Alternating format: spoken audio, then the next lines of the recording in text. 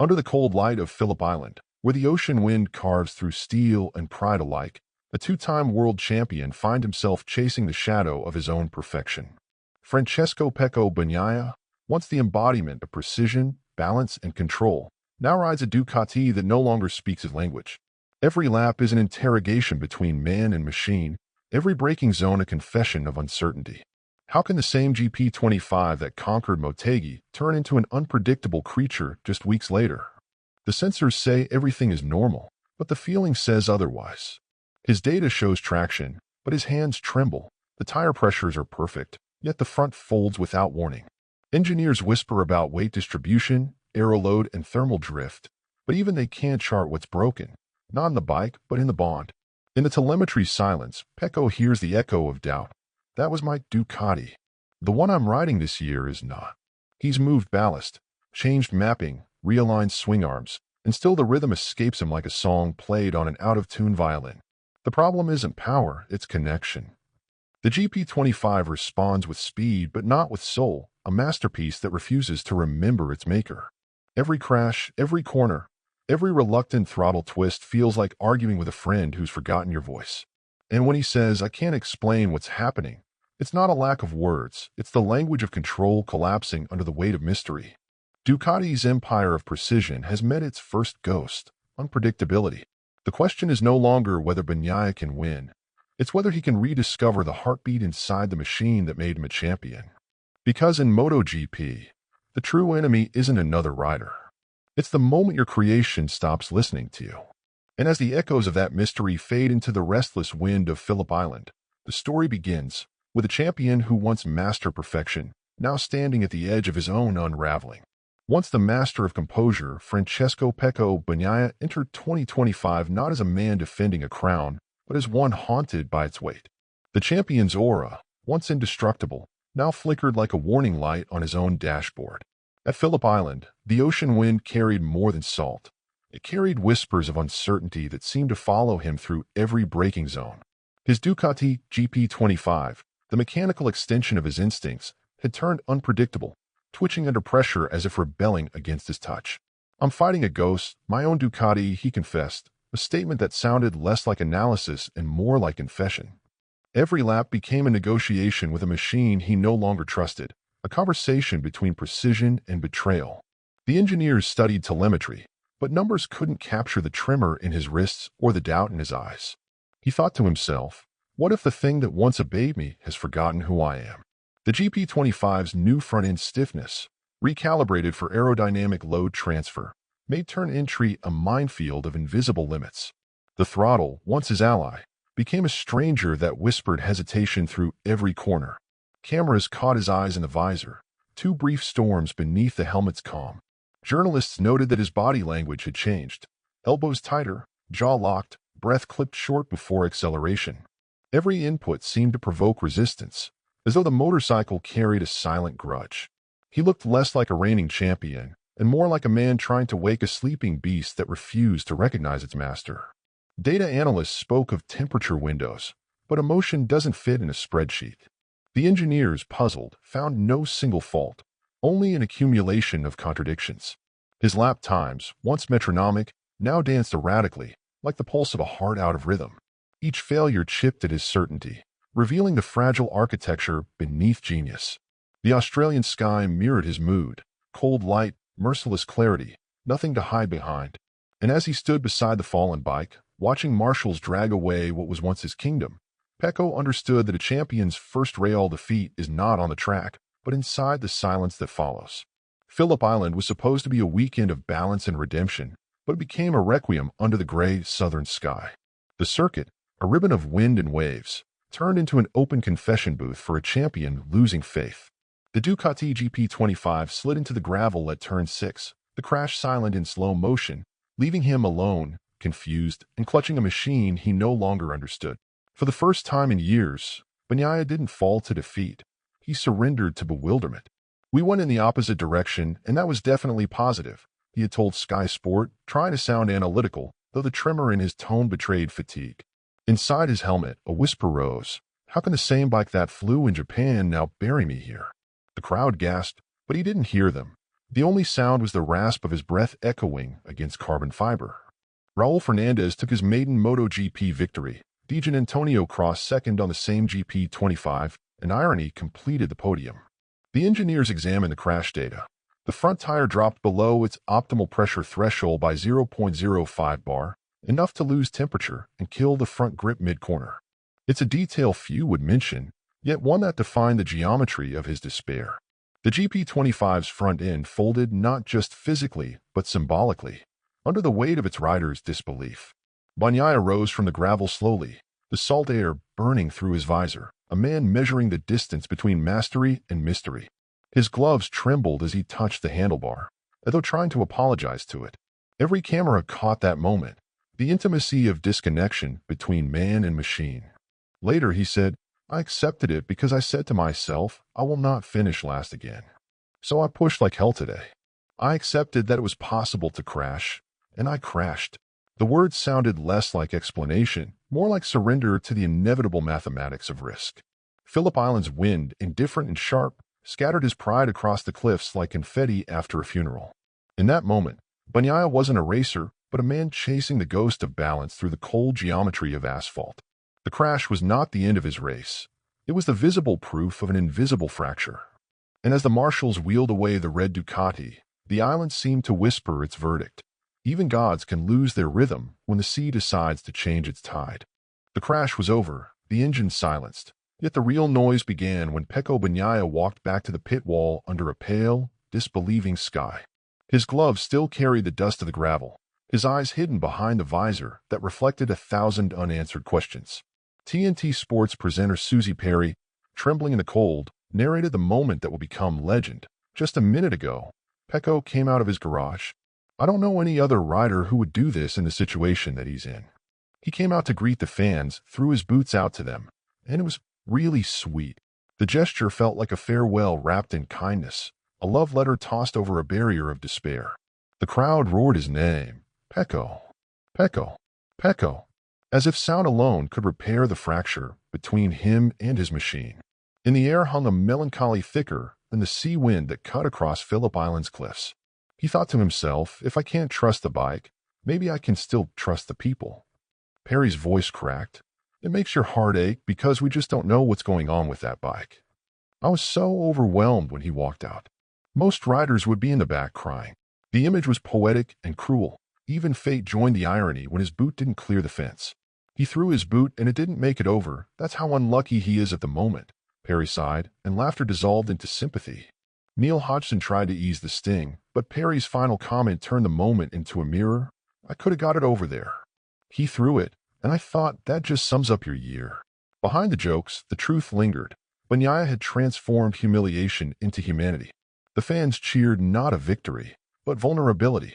In that small act of surrender, MotoGP's theater of speed became a stage for grace.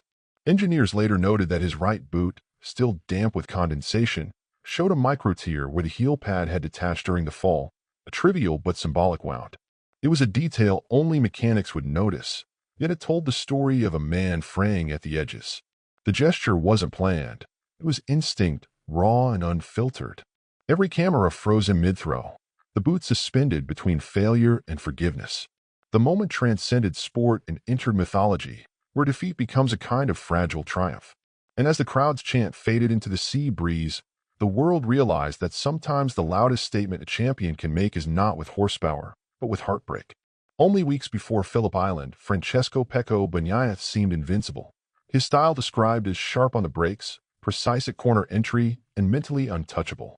At Motegi, he ruled with mathematical precision, dissecting corners with the calm of a surgeon. But the perfection that once defined him began to dissolve in slow motion, like ink bleeding through paper.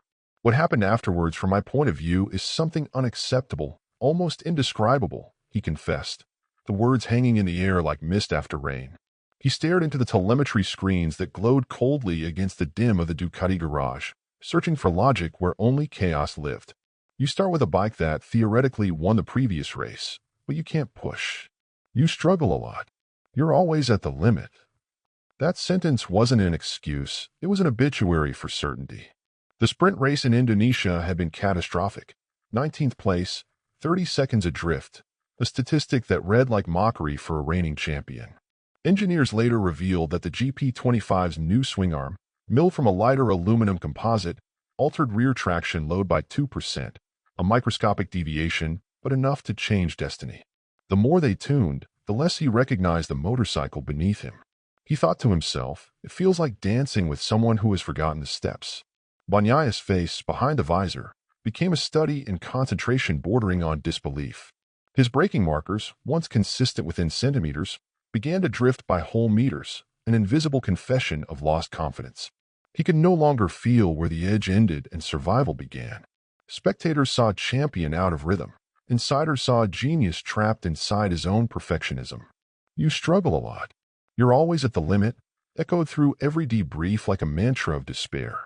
The Ducati that once obeyed his slightest gesture now demanded obedience of him. The garage, filled with the hiss of pneumatic guns and nervous silence, felt like a cathedral of doubt. Even the color red seemed darker, heavier, as if absorbing his frustration. Journalists whisper that he was chasing ghosts, but what he was really chasing was the man he used to be. And as the season's light dimmed, it became clear that Pecco Bagnaia wasn't fighting competitors anymore. He was fighting the slow collapse of certainty itself. What unfolded inside Ducati's garage at Phillip Island was less a repair session than an autopsy on faith. Every screen pulsed with data, but no number could explain the sensation of a front tire that refused to speak the same language as its rider. Bagnaia's own words carried the fatigue of a man dismantling certainty. In the warm-up, we did some tests that were pretty disastrous. It was impossible to ride. We went in the opposite direction, and that was definitely positive because at least I could push a little harder. I was really at the limit, but unfortunately I can't brake into the corners as I'd like, and that makes my life much more complicated. Engineers had shifted ballast rearward by 1.2 kilograms to stabilize the nose, a choice that turned agility into heaviness, precision into endurance. The Ducati GP25 became a paradox, stable yet stubborn, compliant yet cruel. He thought to himself, every gram we move feels like moving my own balance closer to the edge. The setup reversed physics but couldn't reverse fortune. Still, he tried to believe. This morning we tried something that was not working completely, so we just moved in the other direction, and the bike was much more stable, he explained with a flat calm of exhaustion. The telemetry confirmed what his body already knew. Corner entry speed dropped by 5 kilometers per hour, and yet lean angle remained identical, an equation that spelled disaster. His style, once smooth as poured mercury, now twitched through every apex like a heartbeat under stress. The Ducati no longer danced, it trudged. He described the sensation as more difficult to ride from the heaviness, but at least it was a bit better. I was able to force a bit more. I was able to ride at a pace that was faster than the riders in the front. So I was recovering. But the recovery was an illusion painted in desperation. The front tire cooled by 2 degrees, the rear overpressurized, and the harmony collapsed again. His mind became an echo chamber of calculation and disbelief. I accepted it because I said to myself, I will not finish last again. So I pushed like hell today. I accepted that it was possible to crash, and I crashed. It was the confession of a man who understood that progress sometimes comes disguised as ruin. The engineers called it riding beyond the map. He called it survival. The Ducati remained both masterpiece and mystery, a violin that refused to play in tune. And when the data finally stopped scrolling, silence filled the garage like fog after lightning, proof that the greatest mechanical failure is not when a machine breaks, but when it stops listening to its rider's soul. Francesco Bagnaia's fight no longer belonged to asphalt or lap time. It had migrated inward, into that narrow corridor where pride argues with doubt. The visor hit 1,000 silent questions, each one heavier than the Ducati he struggled to understand. When you are on the limit, really on the limit, a bit more on the limit than the limit, it's easy to crash, he admitted, his voice carrying the weary precision of someone measuring pain in decimals. The sentence became a thesis on fragility disguised as control. I was recovering. The top 10 was possible.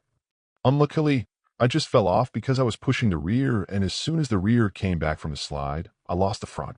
That mechanical poetry of disaster described more than a crash. It described the collapse of instinct. Inside his helmet, he whispered to himself, how can the hands that built victory now tremble before their own creation?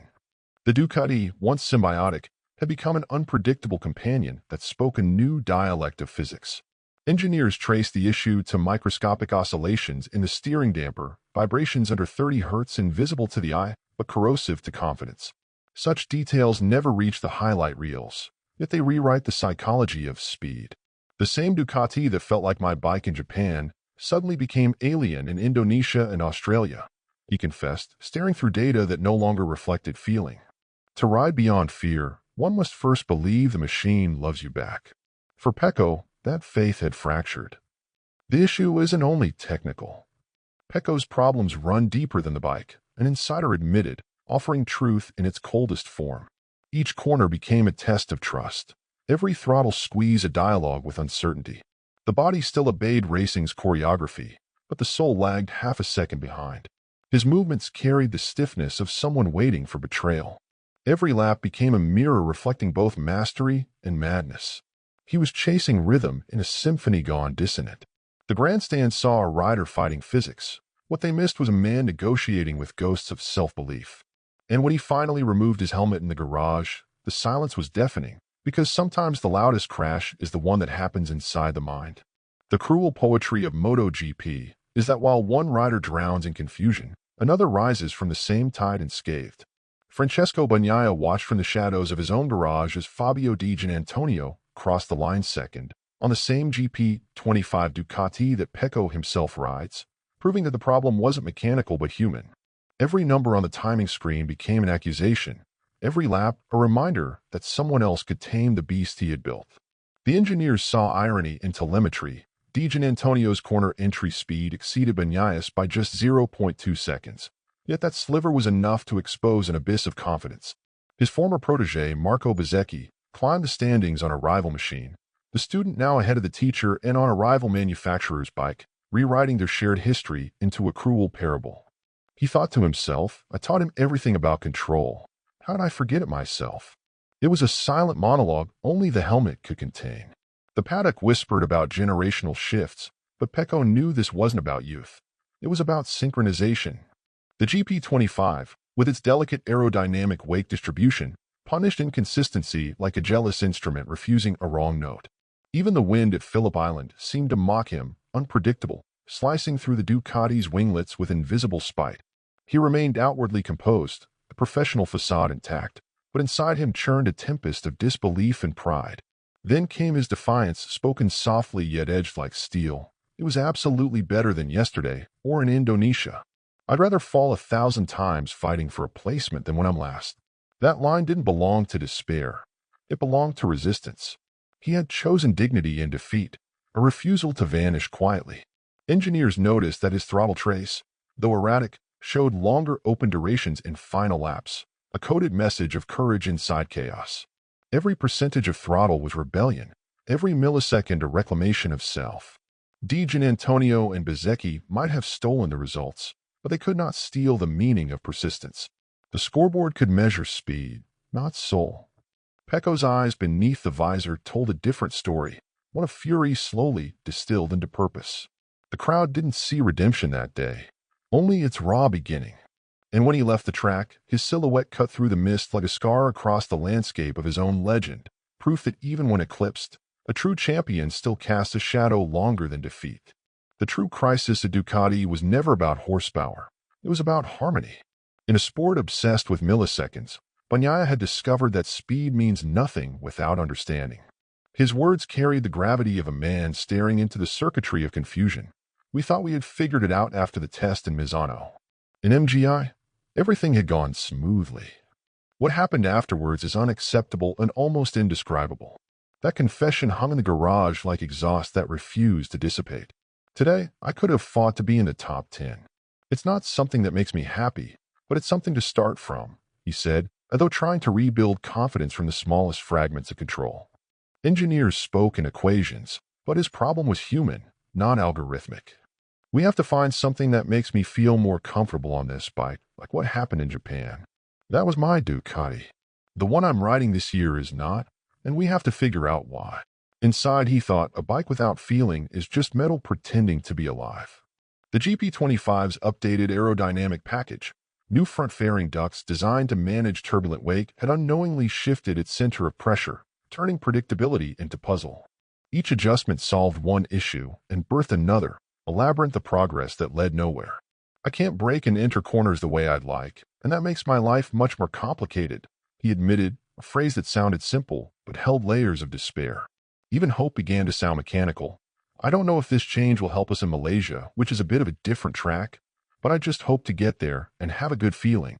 Michel Pirot tried to sound confident for the press. We'll aim to keep improving our performance and narrow the gap.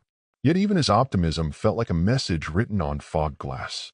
The engineers continued to chase ghosts through data streams, blind to the truth that sometimes machines evolve faster than the men who ride them. Bagnaia's struggle had transcended the mechanical. It had become philosophical. He was no longer trying to win races. He was trying to rediscover connection. The Ducati was his mirror, reflecting both genius and flaw, obedience and rebellion. To outsiders, it was just engineering. To him, it was identity. The paddock lights dimmed as the team packed up, but one sentence lingered in the air like a requiem. When a two-time world champion repeatedly says he can't explain what's happening, something fundamental has gone wrong in communication between man and machine.